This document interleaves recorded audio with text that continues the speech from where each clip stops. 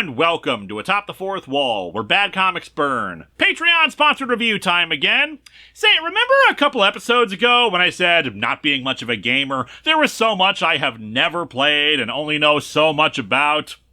Can you guess based on that how much I know about frickin' League of Legends? The answer to that is the name. I have heard of League of Legends. I do not know what genre it is. I have never seen a second of gameplay. I don't know how many games there are in it or if it's only the one game. And relevant to what we're doing today, I don't know anything about the characters in it. Fortunately, we live in the future, so I can just look up that kind of thing easily enough. League of Legends is a MOBA, short for a multiplayer online battle arena game. Hey kids, guess what type of video game I've never played before? Okay, good guess. I've never played a Souls-like game either, but that's not what I'm talking about. Already, I know some of you are going to start tossing out recommendations for me to try, and let me just stop you there and remind you what I said in the Metal Gear Solid review. I'm not that much of a gamer, and my tastes are eclectic, and it is quite unlikely I will check out whatever you want me to, unless I see other people playing it first and say, yeah, that looks like fun. Anyway, League of Legends has been around since 2009. From what I understand, two teams of players select characters they want to play as, and then duke it out in a map to try to gain control of it and destroy a building their opponents control. There are apparently 170 characters to choose from, which results in games being varied and unique each time you play. The story within the game isn't really there. That is to say that, from what I understand, the game itself doesn't have a narrative or anything. Characters have biographies and histories and a plot, but it's not woven into the gameplay. There's flavor text, certainly, but the plot is reserved for all the spin-off media. Like, say, comic books! Ashe, Warmother was published by Marvel in 2019 as a 4-issue miniseries. I'm guessing that she is one of the characters you can play as, and this is apparently her backstory. So you know what? I'm not going to dig any deeper than this. I want to see how this holds up as an outsider looking in, especially since this stuff isn't that present within the game itself. Now, that's not to say that it's bad if it's intended specifically for people already fans, just that I don't know if there's anything to offer for people outside of those fans. So let's dig into Ashe, Warmother and see how I feel about it, knowing barely anything about it.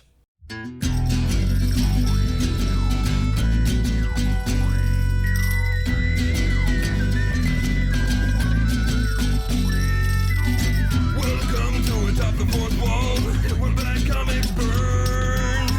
Linkara's gonna teach you all a lesson you won't learn. What's with these awkward subjects? What's all this art so rubbish? To anyone who's had a bad comic published, it could be your turn. Linkara, he is a man, punch, sporadically a grouch. Linkara, he has his own spaceship, but he's always on his couch. Linkara. A universe in flux, Linkara. This comic sucks, Linkara.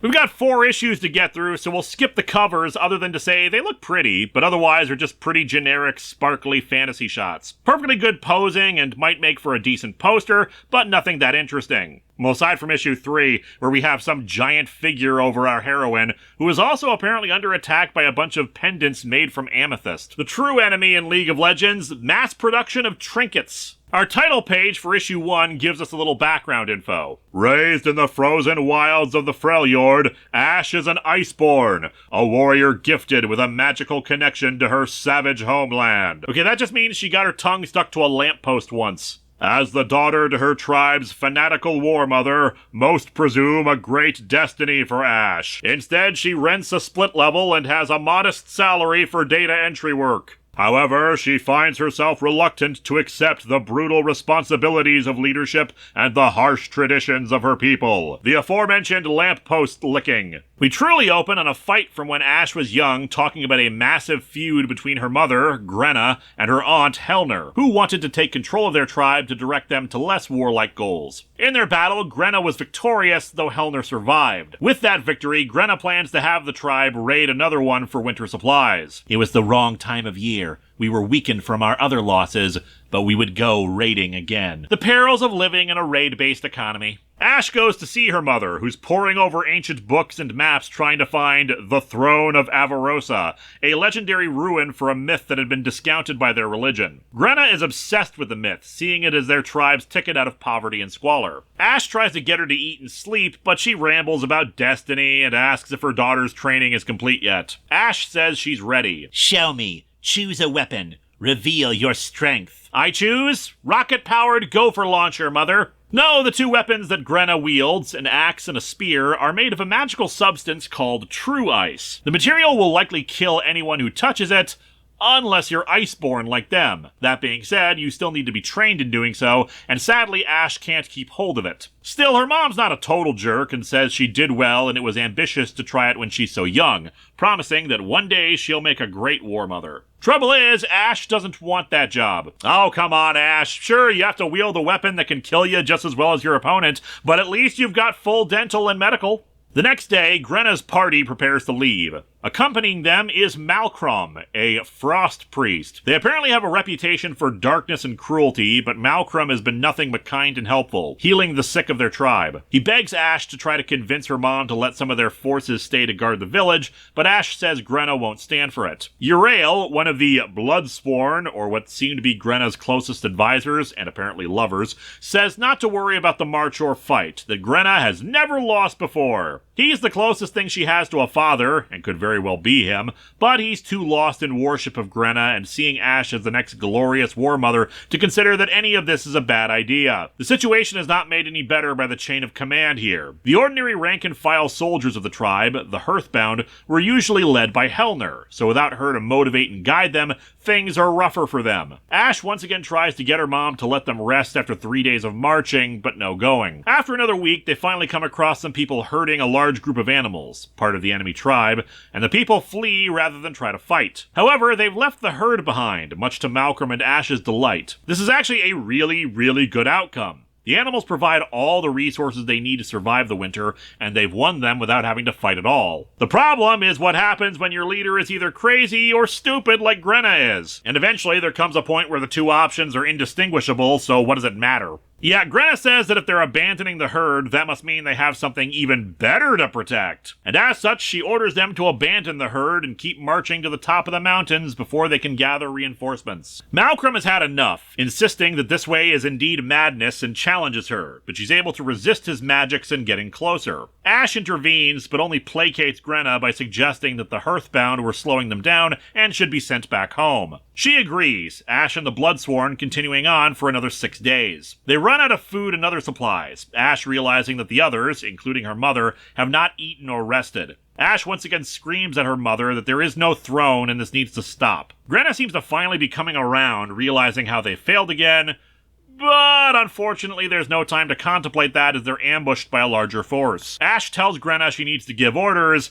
but I think even she realizes that they are in no shape for battle and vastly outnumbered, so orders her daughter to run to end the issue. Issue 2 picks up right from there, Urael sacrificing himself to try to buy some more time for Ashe to escape. Their attackers are the Draklorn, same kind of priests as Malcolm. The Draklorn was like an avalanche, an unstoppable, annihilating darkness. Because when I think of an avalanche, the first thing that comes to mind with this big wall of white snow is darkness.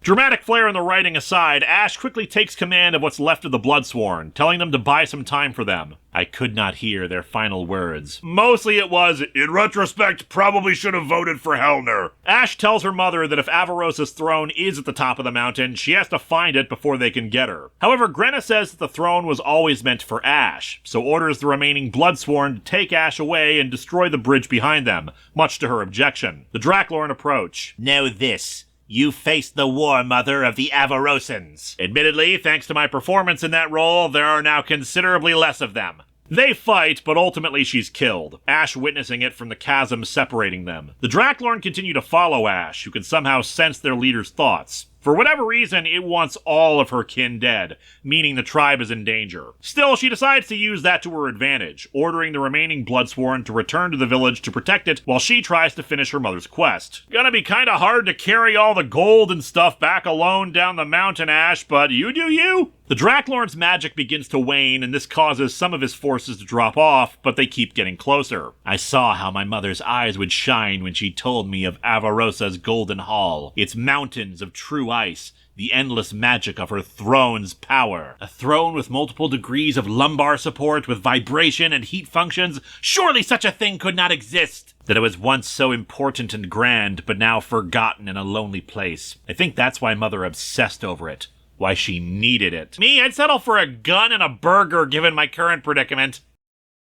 Her mother's map ended at a particular cliff, which she climbs, only to find an empty mountaintop save for some rocks. 3 Draklorn still pursue her, and in her drive to get here, she dropped her weapons and has no other choice but to run to the rocks. Dawn was coming, so she thinks she might be able to use it to blind her opponents and use a rock as a weapon, but then the lead Draklorn removes his helmet to reveal Malcolm. He admits that he's been playing the tribe for years, not out of a desire to betray them, but because if he didn't, his leaders would have wiped them out. He had convinced them that he could stop Grenna's quest, but he's kind of out of options now. Ashe is not in the mood to listen to this, and fortunately the sun rises at just the right time, allowing Ashe to kill Malcolm's companions. He manages to knock her down and tries to strangle her. However, she senses true ice nearby and grabs it, able to fully wield it as it transforms her hair from yellow to white. It forms into a bow and arrow that she uses to kill Malcolm. As the sun rose, it revealed black cliffs. Perhaps they looked like the arms and back of a great throne. Kinda looked like a toilet to me, frankly. The Karn honored this place as the site of an ancient battle. I cannot say if that field of death was the goal of my mother's quest, if it was truly Avarosa's throne, only that it was not the sort of throne I want. My throne shall be one where my supporters shall pay for cool stuff for me. That brings us to issue 3. Ashe returns to her village to find it destroyed, save for a little straw doll. Oh great, the Huns were here! Ashe is alone now, which she explains is horrible for her people. They truly are a community, doing all activities as a group in one way or another, so to be on her own is pure misery. Still, she's not exactly in the mood to die, so she seeks out food, sadly falling into a trap by some kind of a leviathan that bursts out of the ground. Who shall we have one sign the likes of which even God has never seen? However, she's not alone. Another blonde woman comes out wielding a glaive to help take down the creature. I grew up hearing tales of the Ursine, powerful spirit walkers who leave their tribes behind to join the Volibear. It was a lateral career move, but the pay raise was worth it. They're able to take down the creature, but the blonde woman reveals herself to be Sejuani, an old friend of Ashe's from years back. It seems that her own tribe's previous Warmother died and was replaced with a coward who moved their tribe to Saltwaters, hence why they didn't end up seeing each other since then. Ashe tells her about how her own tribe is gone now, and they quickly cut up the meat of the creature to bring back to Sejuani's tribe before the Ursine can come. But they're too late, soon pursued by some kind of lightning spirits. Fortunately, as Sejuani explains, they don't cross flowing waters, so they take a boat away. Over the next few days, they catch each other up to speed on what happened. When they arrive, Sejuani also explains that it's likely the frost priests like Malcolm are looking for Ashe, so they need to endear her to the tribe before they reveal who she is. Sejuani's mother has become the Warmother of her tribe, and it's clear that the two do not get along, especially as Ashe lies about where they got the meat, since it's otherwise forbidden to hunt in the Ursine lands. Still, food is food, and they start distributing it to the people. However, the frost priests nearby seem to know who she is and conspire, saying that when the food runs out, she'll be theirs, ending the 3rd issue. There's a lot of character and exposition put into that issue, yet it was a breeze to get through. That was like less than a page of script. Time for the final issue. We really get to see a contrast of moms in this story. Grenna may have been obsessive, but she ultimately cared about Ashe and supported her. By contrast, Sejuani's mother strikes her daughter while drunk, claiming that the previous Warmother was only using Sejuani to hold power in the tribe, and that Ashe doesn't care about her either, and she totally didn't want to become the Warmother herself, but she needed to come back for the job. And then she repeatedly calls her daughter nothing. And you know, good mom or not, I'm really getting the feeling that there needs to be some kind of governmental revolution, given how crappy this system is working out for them. Who's up for parliamentarianism? The Frost Priests conspire to kill Ashe, saying that they're already planning an accident for Sejuani, but they need more direct action for our heroine. Sejuani gathers her co-conspirators and says that with Ashe on their side, they have a shot now to take down her mom. However, the Frost Priests force a confrontation. admitting that they know about Ashe. Yes, Malcolm had much to say about you. You knew the Frost Priest from my tribe? Our consciousness is touched from time to time. That guy was into some weird stuff. I didn't even know there was a fetish for cardboard box inserts, but you learn something new every day. They say that Malcolm liked her even despite what Grenna was after. The Frost Priests declare that Ashe is an outsider and a heretic, and they plan to stab her, but Sejuani bursts in and declares that Ashe is to be her battle sister. Ashe is a little taken aback since in her own tribe there would be rituals and ceremonies and etc. before this kind of thing, but before she can answer, Sejuani's mom says that now is not the night for this, but they'll decide in the morning. Sejuani explains the situation. They can't move against her mother without the support of the tribe, so they need to prove that they can bring back food that night. Otherwise, in the morning, the priests will either kill her or her mom will hand Ashe over to them. Ashe thinks she should leave to protect them, but Sejuani refuses. Your mother guarded me as a child. Grenna shielded me from my mother and my grandmother's wrath. Admittedly, she did that by making me hear her endlessly ramble about Avarosa's throne. Can you believe she actually believed that crap?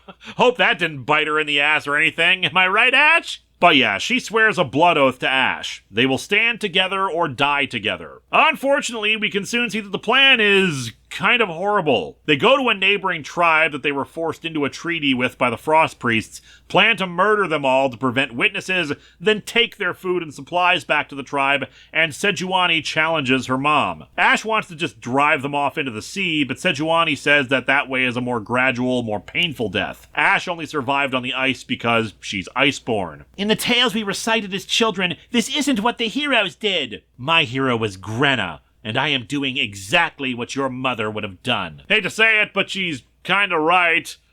In that it is exactly what your mother would have done. Your mom still kinda sucked, Ashe. Ashe admits as much, that life is sacred regardless and her mom was a failure. Eventually, Ashe is able to convince Sejuani to let her try to lead the tribe out onto the Ice Sea, but she's still pissed, saying that she'll declare Ashe a traitor and an enemy when next they meet. But Ashe refuses to do the same in return. The tribe accepts Ashe's leadership and she makes them Avarosans like her. Even without supplies, they have to head out onto a boat. And so our comic ends with them asking how they're going to address her. Sejuani spoke a truth, as she always had. Many starved, and I had to lie, to kill, and to sacrifice, as my mother did, as Sejuani did, as all must. Yeah, we should probably get a better campaign slogan for your next election. And thus she says she is to be addressed as Warmother. This comic is actually pretty good. Divorced from the larger video game, it's a strong fantasy story about a girl coming of age and needing to learn very harsh lessons as she steps up into a role she doesn't want,